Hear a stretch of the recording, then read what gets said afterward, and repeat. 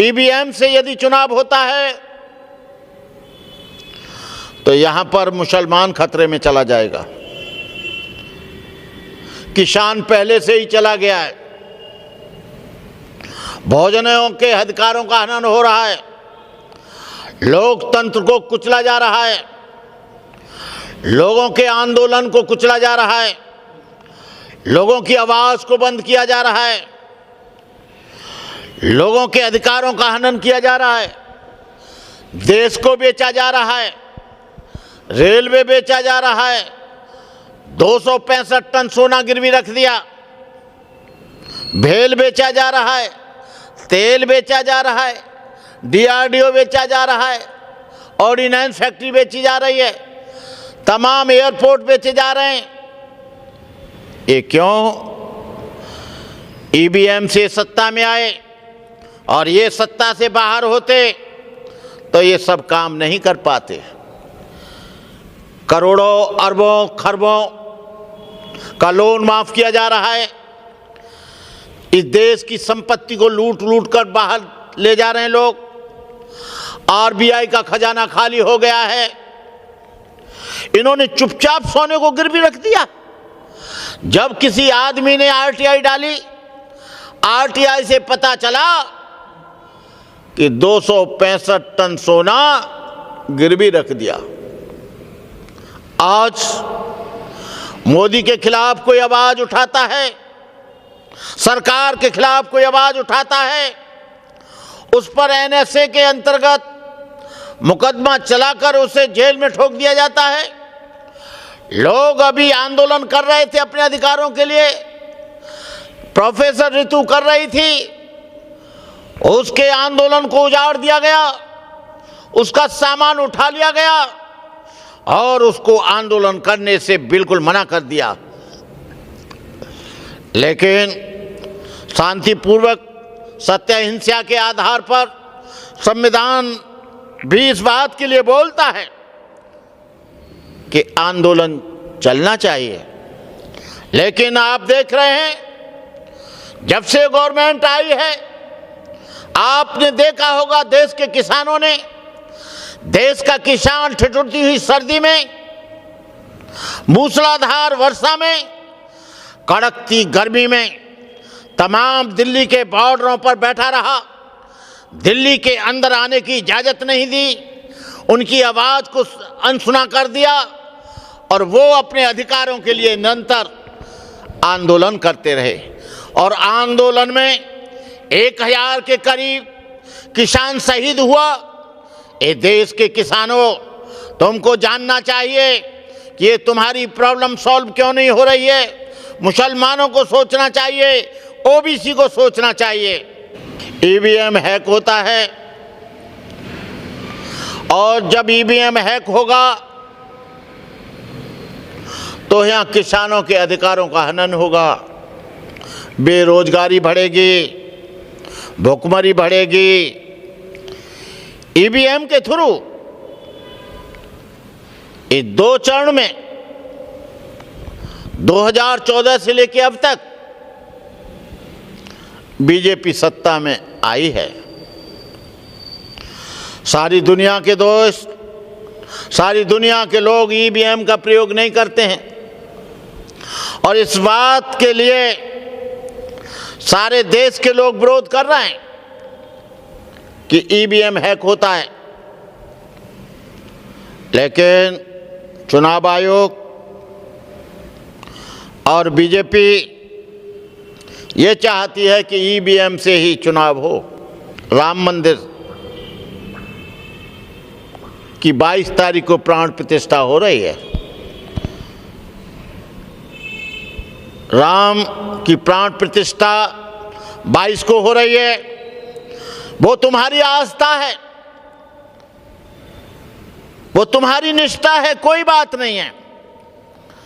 लेकिन हमको एक बात बता दो, तुमने शिक्षा को खत्म कर दिया। बनाने चाहिए थे तुम्हें कॉलेज, गरीब बच्चों को पढ़ने के लिए निःशुल्क। लोग यहां पर करोड़ों लोग बेरोजगार हो गए, करोड़ों किसान आज बेकार हो गए, आज नौकरियां नहीं रही, पूरे देश की संपत्ति बेच दी गई। ये देश के लोगों, मैं किसी धर्म का विरोध नहीं करता, मैं किसी धर्म के बारे में कुछ नहीं कहना चाहता, लेकिन धर्म से पहले शिक्षा की जरूरत होती है, धर्म से पहले रोटी कपड़ा मकान की जरूरत होती है, धर्म से पहले रोजगार की जरूरत होती है, धर्म से पहले धन की जरूरत होती है। धन है तो धर्म चलेगा। धन था तब इतना बड़ा मंदिर बनाना, धन था तब उसमें दक्षिणा चढ़ेगी ना, धन था तब भगवान का भोग लगेगा ना। जब धन ही नहीं रहेगा, रोजगार ही नहीं रहेगा, धन कहाँ से आएगा? हम लोगों के लिए सबसे ज़्यादा महत्वपूर्ण शिक्षा है।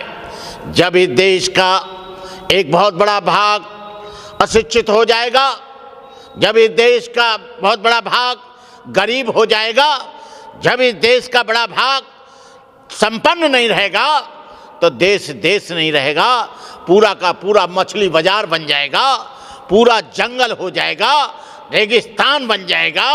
महावीर स्वामी जैन से लेकर आज तक देख लीजिए, यदि धन ना होता बड़े बड़े बुद्ध विहार न बनते, धन न होता बड़े बड़े विश्वविद्यालय नालंदा तक्षशिला विक्रमशिला नहीं बनती।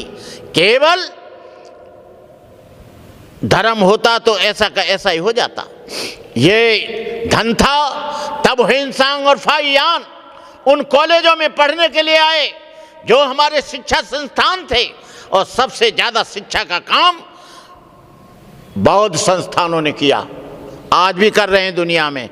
मैं यहाँ के ओबीसी को, यहाँ के पिछड़ा वर्ग को, यहाँ के आदिवासियों को, यहाँ के मुसलमानों को, यहाँ के दलितों को, यहाँ के बहुजन समाज के तमाम वर्ग को मैं कहना चाहूँगा कि ईवीएम का विरोध करो, और ईवीएम से चुनाव होता है तो चुनाव क्रिया का बहिष्कार करो, ताकि यहाँ लोकतंत्र बच सके, लोकतंत्र के साथ साथ जमहूरियत बच सके, यहाँ पर तुम्हारी धर्मनिरपेक्षता बच सके। आपको मालूम है ईवीएम के द्वारा जब से ये सरकार में आए हैं तब से आप देख रहे हो संविधान को खत्म करने की बात करी जा रही है, संविधान को बदलने की बात की जा रही है, हिंदू राष्ट्र बनाने की बात की जा रही है, जगह जगह अंधविश्वास फैलाने की बात चल रही है। और ये जब इस तरह से चलेगी तो आप समझ लीजिए कि आपका इस देश में कोई अधिकार नहीं रहेगा। मोदी जी ना तो बैकवर्ड हैं, ना शेड्यूल कास्ट हैं, ना हाई कास्ट हैं। मोदी जी ने जो 50 वर्ष तक नेकर पहन के आरएसएस में जो ट्रेनिंग ली है, मोदी जी राष्ट्रीय स्वयंसेवक संघ के एक मेंबर हैं, और तुम ये बात कह रहे हो कि शूद्रों के द्वारा उद्घाटन कराया जा रहा है। तो इस देश का प्रधानमंत्री तो छोटा होता है, राष्ट्रपति बड़ा होता है, लेकिन रामनाथ कोविंद जी को जगन्नाथपुरी के मंदिर में अभी कुछ दिन पहले अखबारों में आया, मैं उस समय जगन्नाथपुरी में था, उनको मंदिर में नहीं घुसने दिया। वो भी तो शूद्र था, वो दलित शूद्र था, वो कोली समाज से था। अभी भी तो ढेर सारी जगह, अभी कथावाचक एक थी, शूद्र उसको कथा नहीं कहने दी। मुझे बताइए कितने देश के मंदिरों में शूद्र या बैकवर्ड के लोग या ओबीसी के लोग पुजारी हैं?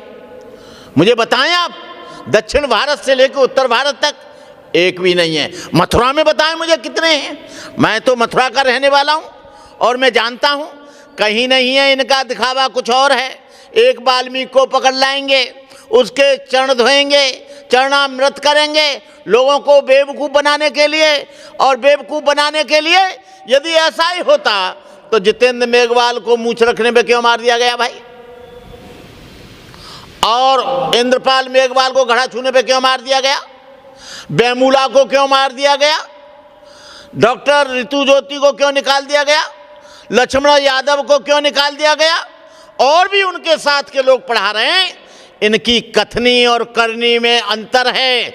जो लोग, हमारा समाज सीधा साधा है, जो समाज हमारा बहुत सीधा है, जो इनके एजेंडा को नहीं जानता, इनकी आइडियोलॉजी को नहीं जानता, वो लोग इनकी बातों में आ जाते हैं। एक शूद्र भी पकड़ लाएंगे, एक वाल्मीकि भी पकड़ लाएंगे, एक चमार भी पकड़ लाएंगे, एक धोबी भी पकड़ लाएंगे, दिखा देंगे 5 लोग लाके, और 5 लोग समझेंगे, क्योंकि यहाँ करोड़ों लोग गुमराह हो जाएंगे, और गुमराह हो जाएंगे तो वोट बीजेपी में दे देंगे, वोट बीजेपी में दे देंगे। फिर क्योंकि ये इलेक्शन आ रहे हैं, इनको दिखावा करना है। आपको बताएं, 5 स्टार होटल से खाना मंगाते हैं, बिस्लरी का पानी मंगाते हैं, और ये शूद्रों के यहाँ, आदिवासियों के यहाँ खाना खाते हैं। हम कहते हैं कि आप अपने यहाँ कितने आदिवासियों को बुलाते हो और उनके झूठे बर्तन उठाते हो। उनके घर अपनी थाली, अपना ही खाना, अपना ही पानी और फोटो लेकर यहाँ का जो गोदी मीडिया है वो गलत तरीके से दिखा देता है, जिससे मनोवैज्ञानिक उन पर फर्क पड़े और लोग जान जाएं कि ये तो बड़े अच्छे आदमी हैं। राहुल जी भी वही काम कर रहे हैं, कभी राहुल जी खाते हैं, कभी मोदी जी खाते हैं, कभी आरएसएस के लोग जाते हैं, कभी कुछ करते हैं। इनका दिखावा, ये सत्ता जब तक नहीं आएगी, ये 2024 का इलेक्शन नहीं होगा जब तक ये ऐसे ही नाटक करते रहेंगे।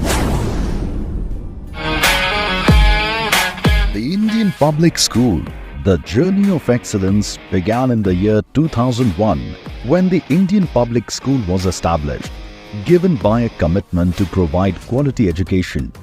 Our school has one of the best labs for various subjects in which a student can learn in a Equipped with his 5 senses, man explores the universe and calls the adventure science.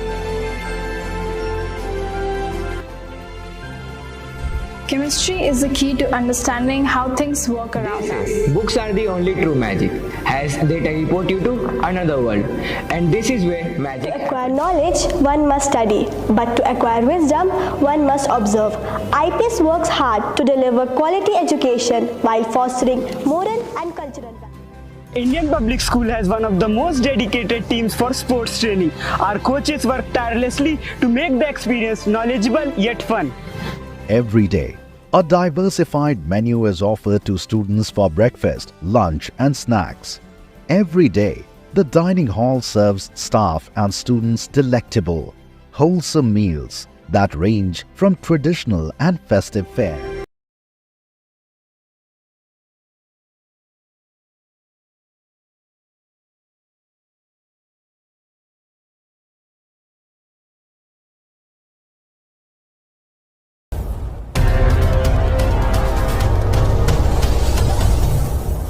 Good morning friends, my name is Nitin Singh. I am from KIPM College of Engineering and Gita Gorakhpur. I want to tell you guys that now our college, KIPM College, is now NBA accredited in whole Purvanchal.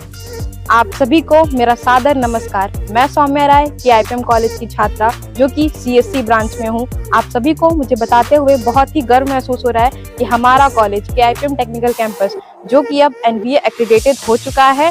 तो आप यहाँ आएँ, यहाँ की शिक्षा का लाभ लें और अपने करियर में एक नई ऊंचाइयों को प्राप्त। KIPM college of engineering and technology Geeta Gorakhpur NBA द्वारा स्वीकृत पूर्वांचल का एकमात्र संस्थान है जहां पर बच्चों को गुणवत्तापूर्ण शिक्षा, national and international top multinational कंपनियों में प्लेसमेंट और हाईली क्वालिफाइड फैकल्टी द्वारा पठन पाठन का कार्य कराया जाता है।